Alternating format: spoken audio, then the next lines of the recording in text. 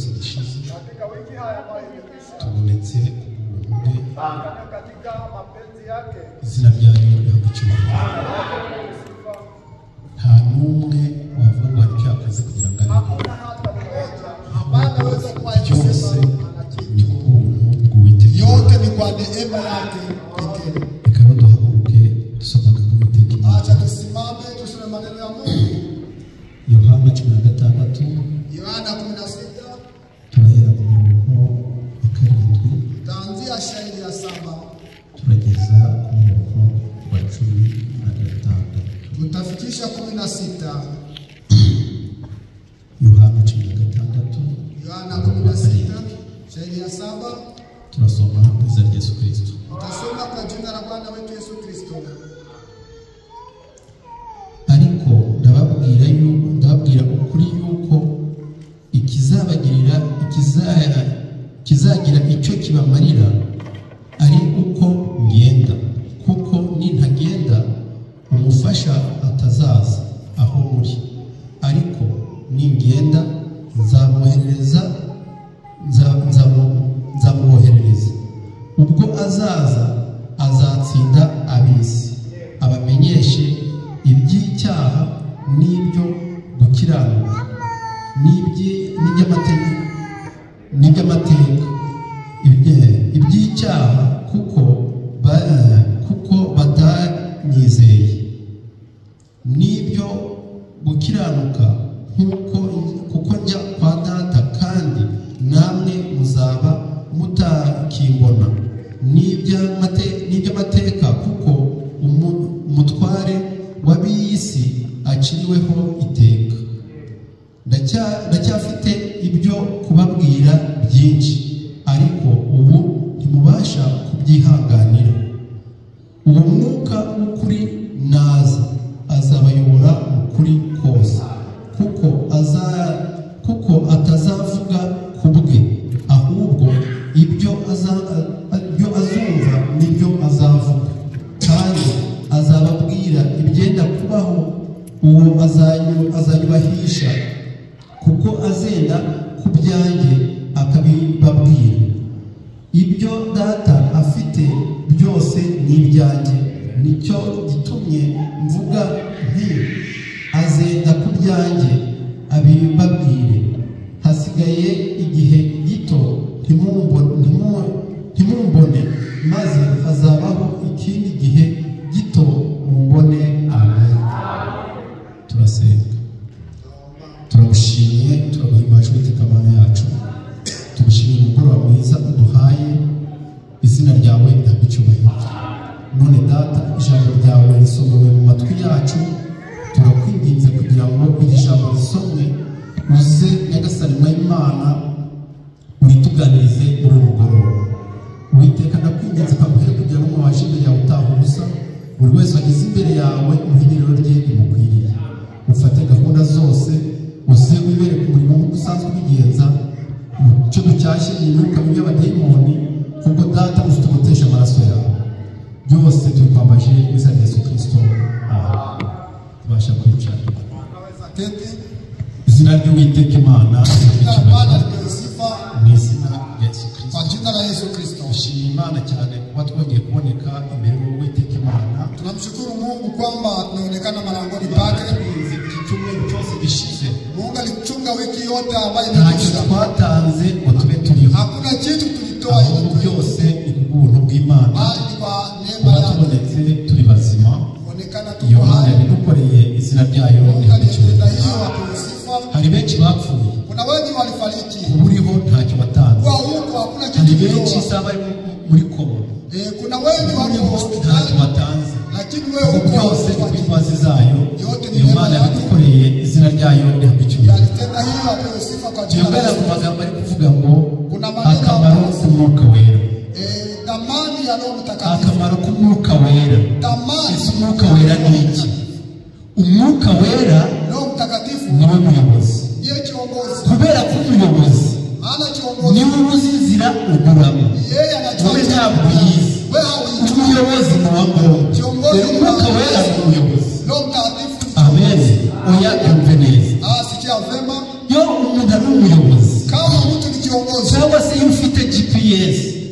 akaba ari ikukuyobora niyo ikwereka inzira aho uri wumve ntihakwereka ntiyemereye kugira ngo ikuyobore irakuyobora neza ariko iyo wibeshye ukavuga uti reka njyewe ndeviye ngerekanye GPS ntiyengagize urakomeza ugende amaherezo uzayoba kubera iki wataye umuyobozi rero natwe dufite umwuka wera niwe muyobozi wacu niwe utuyobora inzira dukwiye kunyuramo uwo muyobozi rero nitumwumvira azatuyobora ukuri kose amen oya byumve neza niba uri kujya ahantu ukaza ukagera kwa buhiri ati buhiri ni kujya kwa veniste none nahayobewe buhiri akavuga ati rero agahuka gatoni kawe kadogo ni ka ipi kale gatoto kako kadogo ukitwa Jonathan wowe sha Jonathan buno hano akababwira ati umvero sha Jonathan yari umugabo kujyane kwa veniste akana karagenda gakomeze kagere gasanga aho abantu bari gukina kabeke yicariye gatangiye gakine biyi kuko ariko kakuyoboye uragategereza ibesha ugasika kandi iyo kari kuyi niko kazi uri kujya none wowe ntuhazi none ategereze kabanza karangiza ibyabo karangiza karakujyana none niko kanati hari igihe kabyibagiwe nanyabyibagirwe katugende twongere kagere hariya twongere karangare nikarangara n'ubundi uragategereza kubera iki ni umuyobozi amen oya byumve neza uwo mwuka w'ukuri naza azabayobora mu kuri kose kuko ndacyafite byinshi byo kubabwira ariko ntimwabasha kubyihanganira ariko umwuka w'ukuri naza azabayobora mu kuri kose azenda ku byanjye abibabwire umve neza kuko ari umuyobozi uwo mwuka wera nawe iyo ufite kuguhugura biroroha ufite umwuka wera kuguhugura biroroha kubera iki umenya neza yuko ugiye kuguhugura ari mwene so ariko nta mwuka wera uravuga ati bagendaho kubera iki nta mwuka wera ufite amen ndacyafite ibyo kubabwira ariko ubu ntimwabasha kubyihanganira uwo mwuka w'ukuri naza azabayobora ukuri kose kuko ntazavuga ku bwe ahubwo ibyo azumva nibyo azavuga ibyo azumva ibyo nibyo azavuga kandi nguwo azabemeza icyaha uwo mwuka cy'ijambo ritanzwe rikora kuri bya bindi byawe ukavuga ati burya hano bateshutse nta kindi kibikumenyesheje ni uwo mwuka ukurimo ariko uyu mwuka ntawe urimo igihe cyose bababwiriza icyo bashoboye no kuvuga ku bantu kandi byahehe ari iyo ni ikimenyetso kuzamuka kurimo ariko umwuka wera uwo mwuka w'ukuri naza azabayobora mu kuri kose kandi azakira icyaha urubanza kandi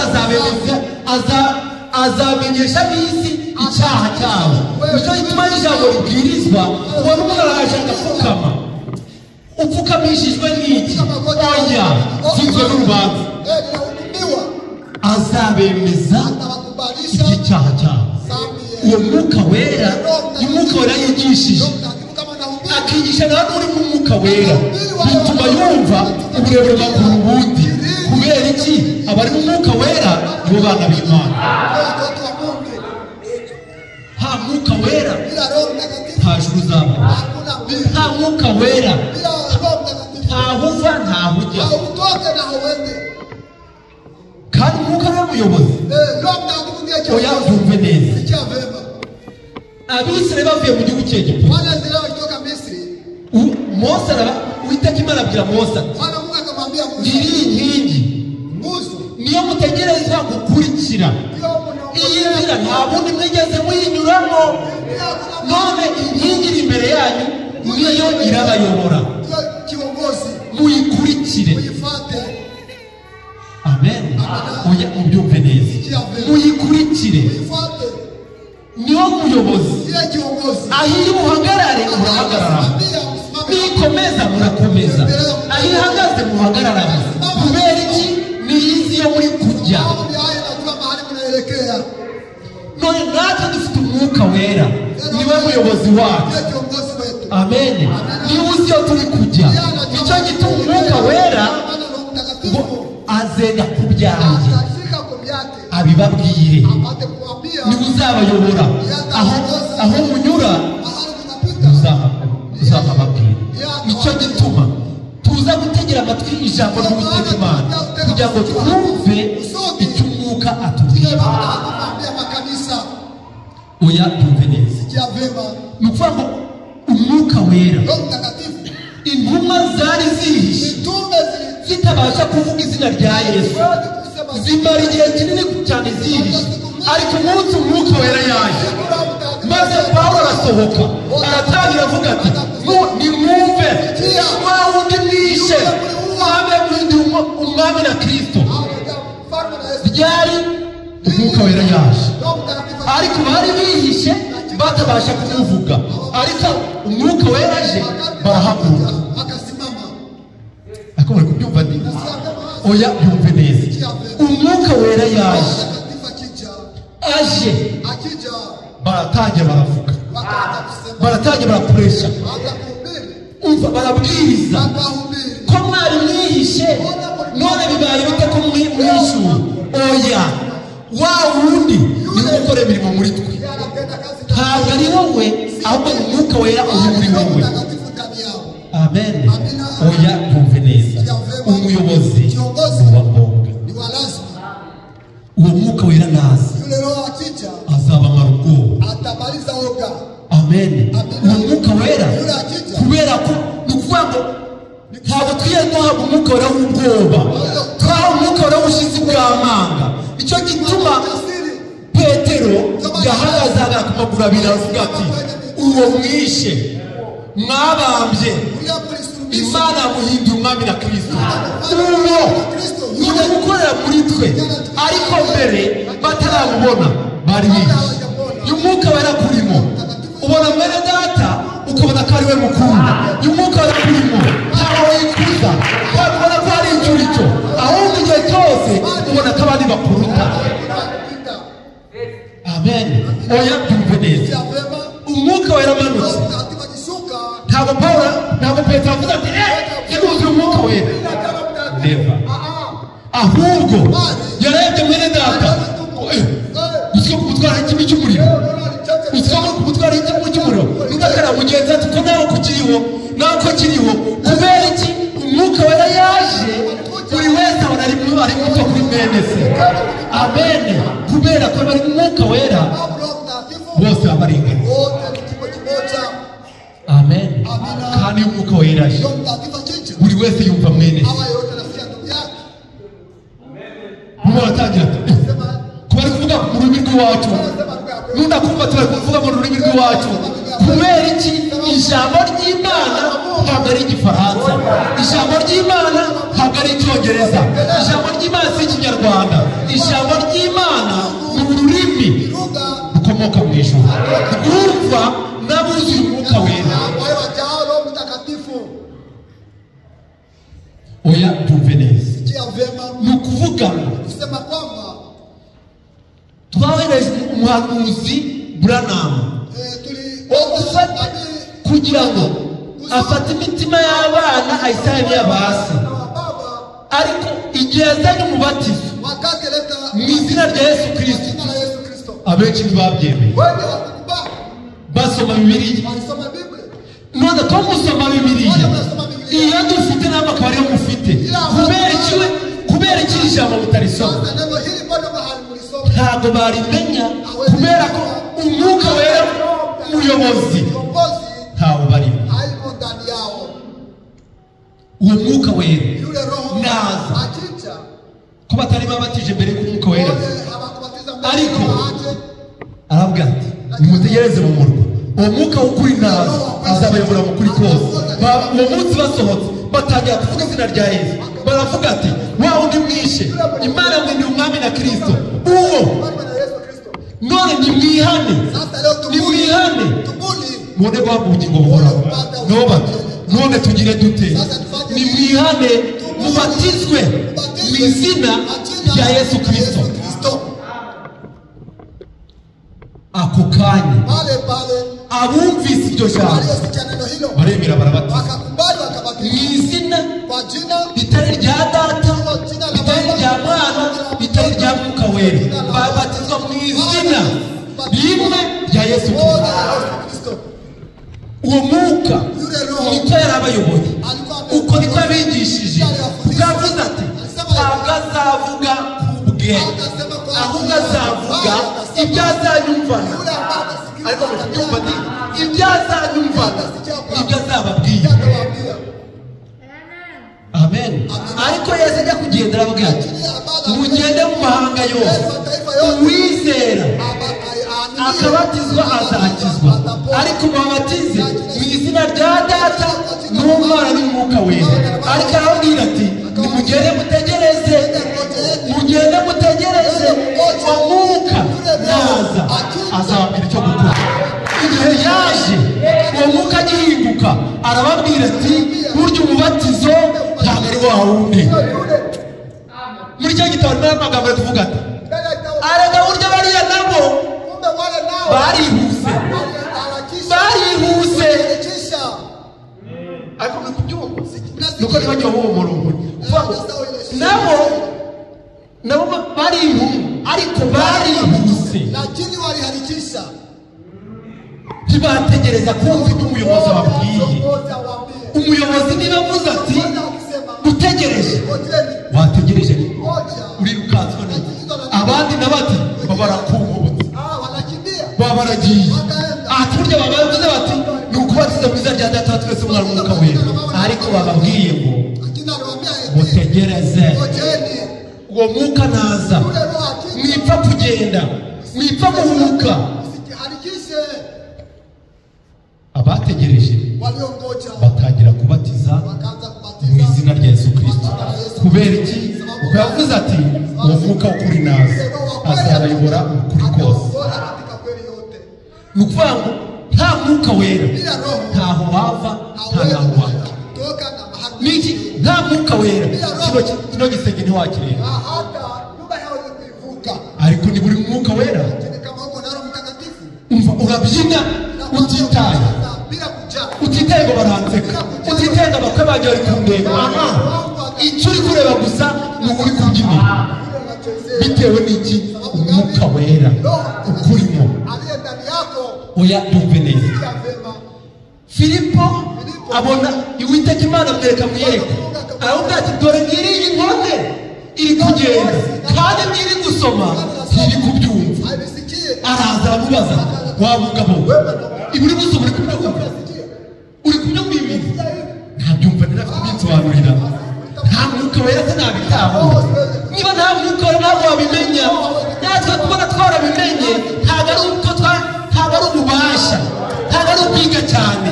Abize cyane barabiyobewe, ariko twebwe Uwiteka Imana yaduhaye gusobanukirwa iby'agaciro. Amen. Ntabwo urabyumva ibi?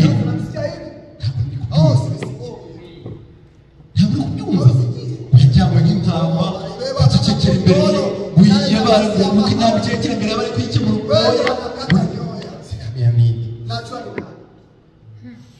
Ariko Filipo Uwiteka Imana twaburi serwakira, umwuka aramuza aragenda arihuta abamugezeho. Aramubwira ati burya uyu byasobanuraga Yesu Kristo uzatubambirwa, akemera agakubitwa agaceceka, bakamucira mu maso akemera agaceceka kugira ngo agukize wowe nanjye. Arakomeza aramubwira aramwigisha, aramusobanurira. Baramanuka bageze ku mugezi. Kandi yizeye none hari ngaya mazi ikibuza kubatizwa ni ikihe none nizeye oya ariko muri kubyumva oya byumve neza ijambo ntaryumvise kandi ryamaze kwinjira mu mutima kuko warisobanuriye none nanjye kandi nzi ko bibiri kuvuga iti utabyawe n'amazi n'umwuka ntazabona ubugingo buhoraho none ngaya mazi niba wizeye ndakubatiza baramanutse aramubatiza mu izina rya Yesu Kristo barakomeza ako kanya Filipo arongera umwuka arongera amwuzura amusubiza iyo yamukuye burya abari mu mwuka w'Imana baba bafite ikirere gihanitse abari mu mwuka w'Imana bareba kure abari mu mwuka w'Imana barondora abanyamubiri ariko abanyamubiri babasha kubarondora bari mu mwuka w'Imana akakureba anakutazama lakini muhimu migendere yawe mwenendo wako sio safi ngubura ngo kubera iki ngo mugenda lakini sababu gani mnanifuata kuki mugenda ari mnifuata sana ngo reka tukugendeho kubera kuri muri societe y'iwacu aho kugira ngo wangize societe yacu twakubwiza ukuri acha tukwambie kweli mwene so yakumuhugura kama ndugu yako anakuacha uzamenye ngo mwambie kwa kuribuka wewe wa kuangamia ariko umwuka wera ngo naza bazatuyobora mu kuri kose kandi azatwemeza n'iby'icyaha cyacu ijambo ryatangwa ukaryumva ryagukoraho ugahinduka unabadilika amina bituma muri bya vuba ndio maana mwimbaji anasema intambwe mugenzi imbere yawe musanganire Yesu igihumurwa n'ikiza byawe ijambo yo ritazwe ugatera intambwe ijuru ryatangwa ugatera intambwe ntabyo kuguma mu byicaro oya umva niba turi kurwana urugamba aho dufashe tuhashinga ibendera dukomeze urugendo amen niba watsinze uweshye shinga ibendera aho ngaho ukomeze niba watsinze ubujura shinga ibendera aho ngaho niba watsinze ubusambanyi shinga ibendera aho ngaho ukomeze urugendo amen kuko ntabwo igihugu twagifatira rimwe amen ntabwo twagifatira rimwe kuko bageze mu gihugu cy'i Kanani Uwiteka Imana ababwiye mugiye kurwana dore igihugu ngiki kirimo abaheti kirimo abahivi kirimo abayebusi kirimo abagirugashi kirimo n'abanyakanani abo bose ni abarwanyi kandi nimutabitondera bazababera mu mahanga watakuwa mimba kwenu ndani ya mbavu zenu mugomba kubarwanya rero napasha kuwapiganisha uyu munsi ubaho ukarwana n'ububeshyi unapigana na udanganyi na uongo ukabeshya none na ndanganya leo sasa Mana uzubeshye ejo ukongera ukavugwamo ariko urugamba ni ukurwana n'iki no kujya gutsinda ububeshyi ejo mu gitondo wabutsinda ukavuga ati Mana uhabwe icyubahiro ibi ngibi utsindiye ukahashinga ibendera zikajya kurwana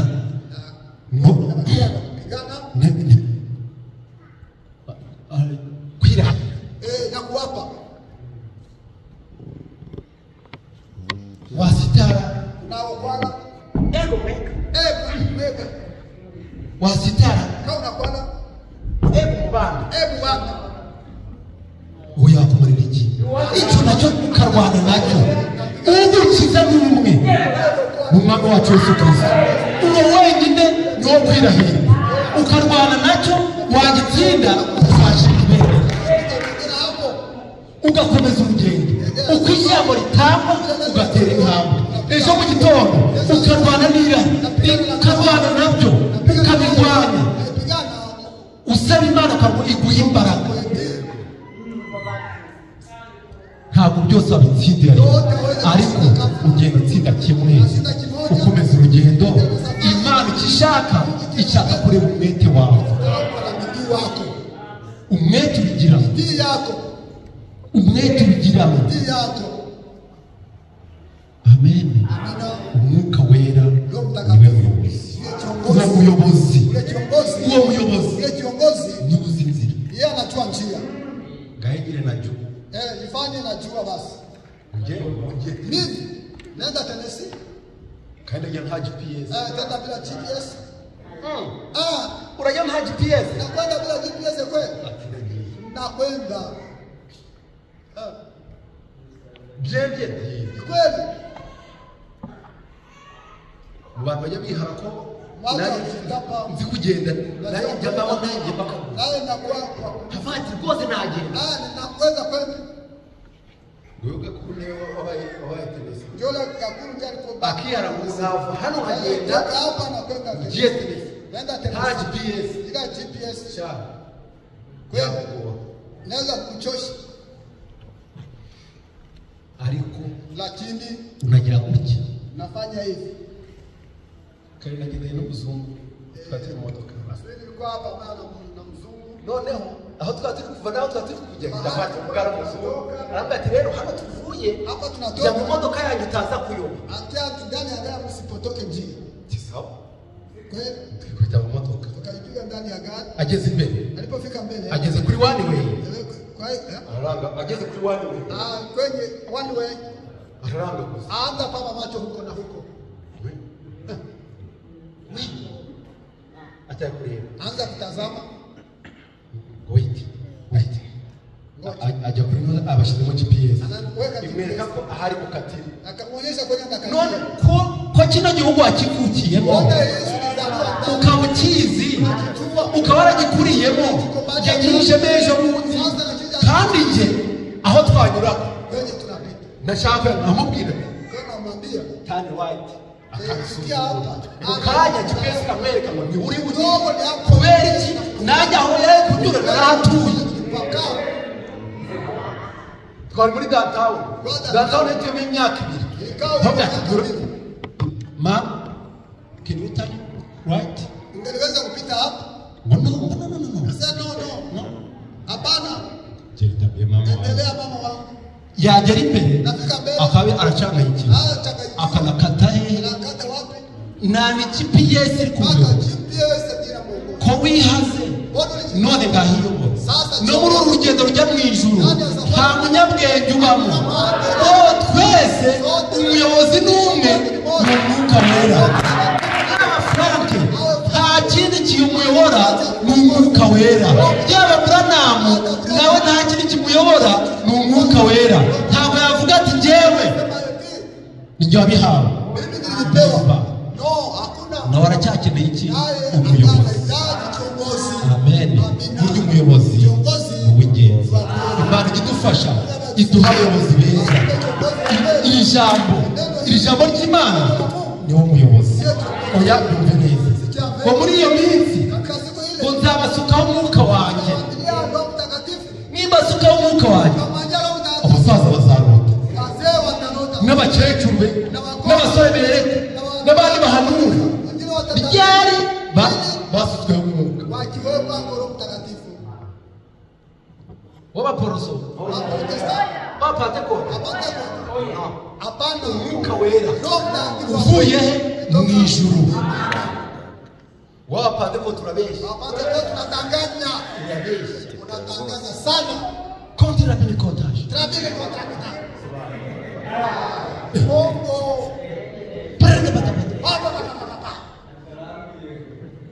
umva ngo mbonye Imana igukijije urupfu Imana igukijije urupfu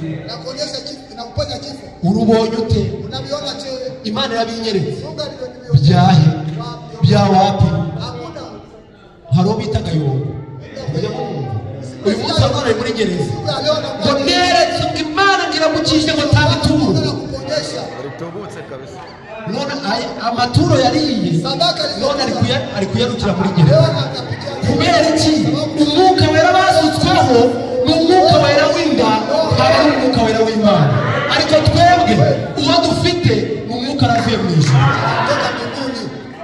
oya byumve neza sikia vema umugabo barareba mume mmoja aya Petero uburyo bahagurutse birema ari mu byo kana badayimoni lakini bahaye ku ifeza ikiwapa pesa ku mafaranga nawapa pesa kandi ni mwana ko unaweza kulipa kwa ile roho nanjye mwama kuwo mwuka nanjye nkajya nzura bapfuye nilikuwa nafufua aliyekufa fina kanamere nami nilikuwa napata maono. Petero amubwira Petro akamwambia fana feza zako fana feza zako umwuka wera twahawe ntabwo ugurishwa ni umwuka wera utangwa ku muntu Imana imuguha bitewe n'ikikurimo sababu ya ndani ya viko ndani yako hawezi kumtoa uko muhigazi kugenda neza ngo naruzi umwuka uko ameze kubyina cyane menyewe kwa kucheza sana hapana mukano wari kuririmba kwawe ntacyo bimaze aho tugeze none amagambo dusaba imbaraga tuombe nguvu aho tugeze aha tunafika uyu munsi leo siku ya leo ntabwo ari amagambo sio ya maneno kuririmba kubwiriza kubyina gusokoza ntabwo amafa ikiri ngombwa kuzuza amen oya byumve neza uwaje kubwira Petero yarabwirizaga kandi agakora n'ibitangaza ariko ibitangaza cyo kimenyetso cyabuze umwuka kubwiriza cyo kimenyetso cyabuze umwuka kubyina cyane ntabwo cyo kimenyetso ikimenyetso ni kimwe nuko turamo ijambo